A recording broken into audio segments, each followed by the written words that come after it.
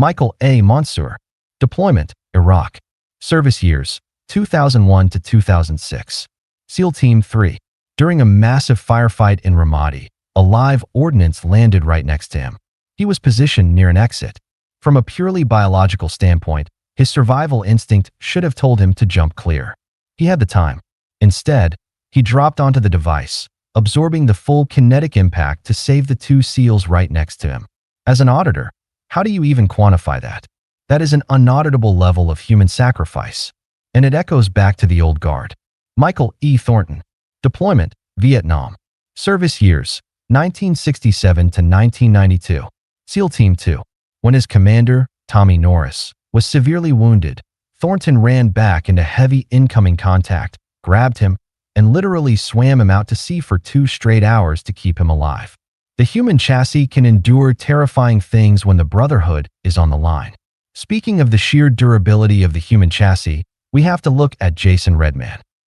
Deployment, Iraq and Afghanistan. Service years, 1992 to 2013. SEAL Team 10. In 2007, his team walked into a heavily coordinated, close-quarters engagement. Redman sustained catastrophic incoming contact, taking severe kinetic damage directly to his face and arms. By all conventional medical logic, his biological system should have completely shut down. Instead, while undergoing dozens of intense reconstructive surgeries, he hung a bright orange sign on his hospital door forbidding any pity, demanding only a highly aggressive, forward-moving mindset. As an auditor, this is a profound case study in how unbreakable psychological software can entirely override devastating hardware failure. Now, sliding over to the guys who actually built the modern machine. Brandon Webb. Deployment, Afghanistan. Service years, 1993 to 2006. SEAL Team 3. He was the head instructor at the SEAL Sniper course. He overhauled the entire training program that produced the most formidable generation of marksmen in U.S. history, including Chris Kyle. He ripped up the old syllabus and modernized it, focusing heavily on real-world stalking and urban ballistics rather than just flat-range paper targets. Speaking of urban ballistics, here is a quick question for the tactical nerds and long-range operators down in the comments. When Webb shifted training to urban environments, how drastically does the calculation change when you are sending a .300 Win Mag round through a glass window at a downward 45-degree angle compared to a flat desert range?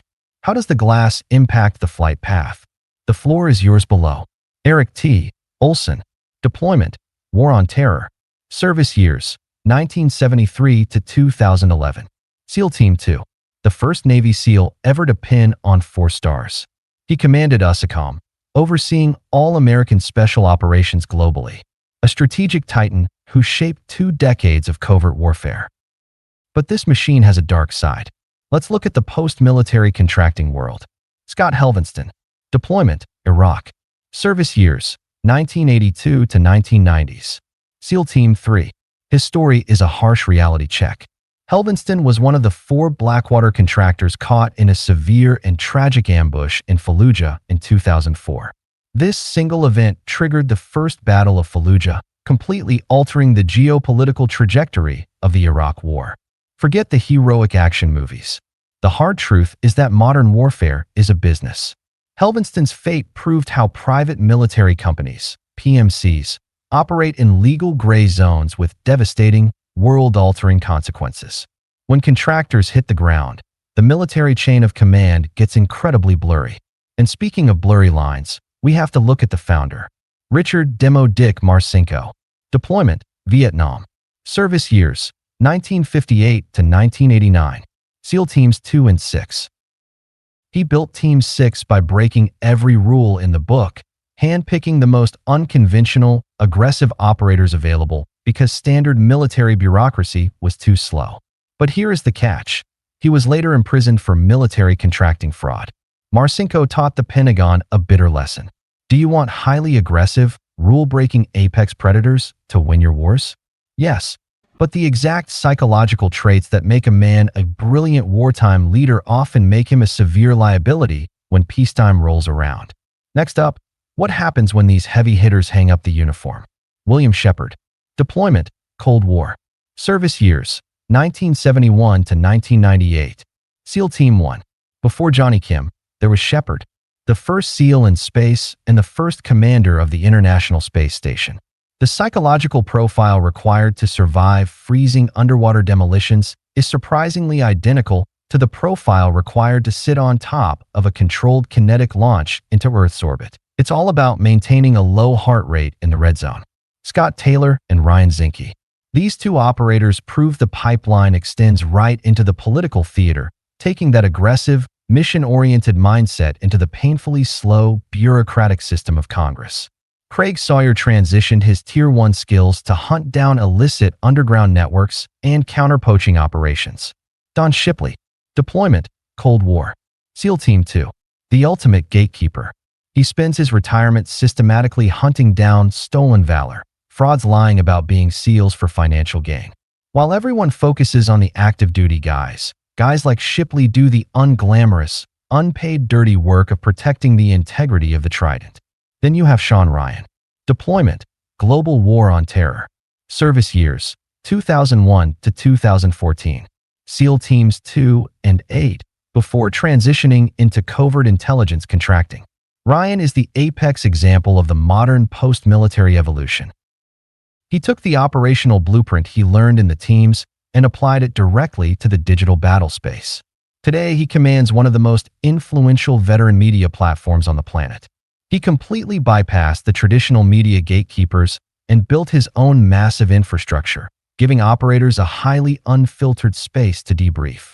Whether you agree with the trend or not, you have to respect the cold, tactical efficiency of how he conquered the modern algorithm. Chuck Farrer and Jesse Ventura. Farrer became a Hollywood screenwriter. Ventura went from the underwater demolition teams to pro wrestling and becoming governor of Minnesota. It proves that the extroverted, loud, showman personality didn't just start with the modern Instagram era. It has always existed within the ranks. Some branches stay quiet. The SEALs have always known how to find a camera. But before we close this final ledger, we have to respect the absolute bedrock. Rudy Boesch. Deployment, Vietnam. Service years, 1945 to 1990. UDT, 21, SEAL Team 2. 45 years of continuous active duty. A Master Chief who served in World War II, Vietnam, and the Cold War. For decades, he was the literal, breathing standard by which all physical fitness in the Navy was measured. If your father, your grandfather, or you yourself served in the Brown Water Navy of Vietnam, the UDTs, SWCC, or any aviation unit that carried these operators during the Cold War, sound off with your unit in the comments below. Your logistical backbone won the wars. We honor you. Some argue these heavy hitters earn the right to host podcasts and sell books after putting everything on the line for their country, that it inspires the youth. What's your take? A deserved reward or a toxic distraction? Also, who impressed you the most on this roster? And who did I completely miss? Drop your verdict in the comments. If you missed the first half of this list, go watch part 1 right now.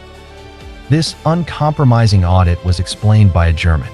Subscribe to the WarSim, and I'll see you in the next one.